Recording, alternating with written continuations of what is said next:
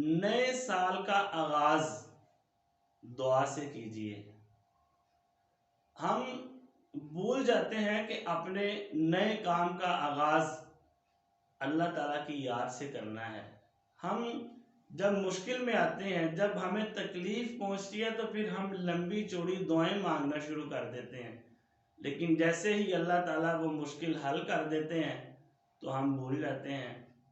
हम ऐसे इंसान हैं कि मुश्किलात में तो अल्लाह ताला को पुकार लेते हैं, लेकिन जो इतने अहम काम है, जो इतने बड़े काम हैं, जैसे नए साल का आगाज करना, हम उसमें अल्लाह ताला की ज़ात को क्यों भूल जाते हैं। हम हालांकि हमारा हकीकी मालिक, हमारा असल मालिक अल्लाह रब्बुल इज़्ज़त की ज़ात ही है।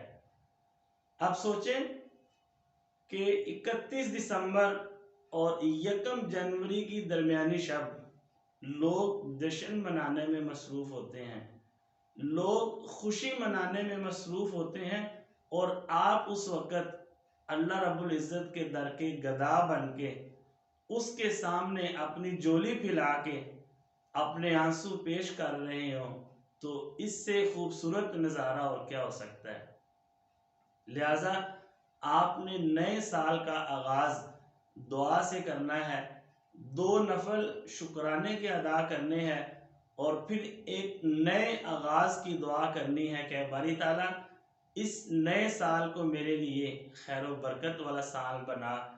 इस नए साल के अंदर मेरे जितने भी मसाइल हैं तो उनको हल फरमा।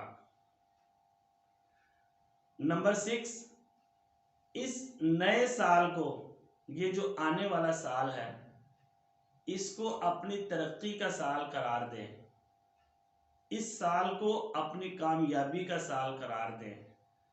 आप तय करें कि मैंने इस साल अपने अंदर कितनी खूबियां पैदा करनी हैं, मैंने अपने अंदर कितनी सलाहियतें पैदा करनी हैं। आप तय करें कि मैंने इस साल कितनी किताबें पढ़नी हैं, मैंने कितने लेक्चर सुनने हैं। मिसाल के तौर पे बहुत सारे लोग ऐसे हैं जो बद इखलाक हैं। आप फैसला करें कि मैंने इस साल अपने इखलाक को बेहतर करना है। बहुत सारे लोग ऐसे हैं जो बिला वजह दूसरों से हसद करते हैं। आप फैसला करें कि मैंने इस साल इस जैसी जितनी भी बुरी बीमारियां हैं उनको छोड़ना है। आपने अपने इस साल को तरक्की वाला साल करार देना है। आपने अपने इस साल को कामयाबी वाला साल करार देना है।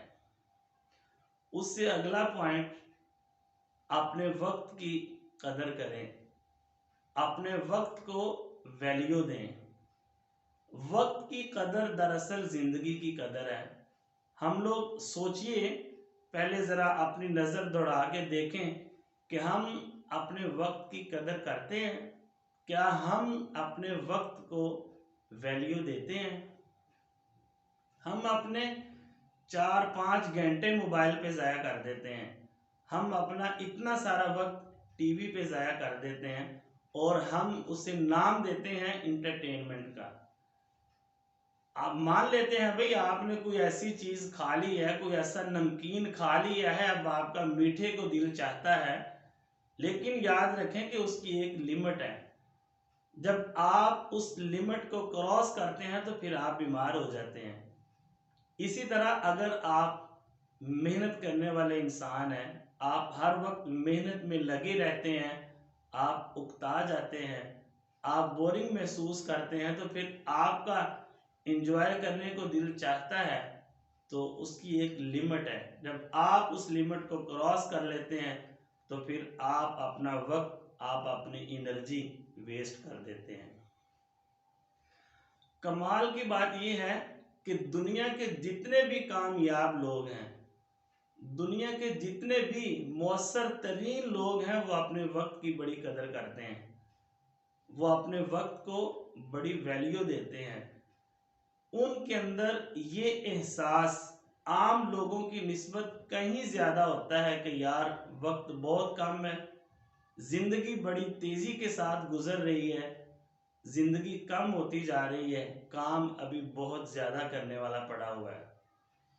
लिहाजा आप भी अगर इस साल को ये सोच के गुजारेंगे कि यार ज़िंदगी ख़त्म होती जा रही है, वक्त बहुत थोड़ा है, काम बहुत ज़्यादा करने वाला है, तो यकीन कीजिए फिर आप अपना वक्त ज़ाया नहीं करेंगे। फिर आप अपने वक्त को सोच समझ के गुजारेंगे कि यार ये वक्त एक बार चला गया तो दोबारा नहीं मिलना। इससे अगला पॉइंट, आखिरी बात आइंस्टाइन की करते हैं। वो कहता है कि अगर आप अपनी ज़िंदगी को किसी मकसद के साथ जोड़ लेते हैं तो फिर आपकी ज़िंदगी ज़ाया नहीं होती। तो हम सारे ही सोचें कि अगर इस पिछले साल के अंदर हमारी नमाज़ों के अंदर कमी थी तो हम अपनी ज़िंदगी का मकसद बना लें कि इस साल हमने नमाज़ों की पाबंदी करनी है।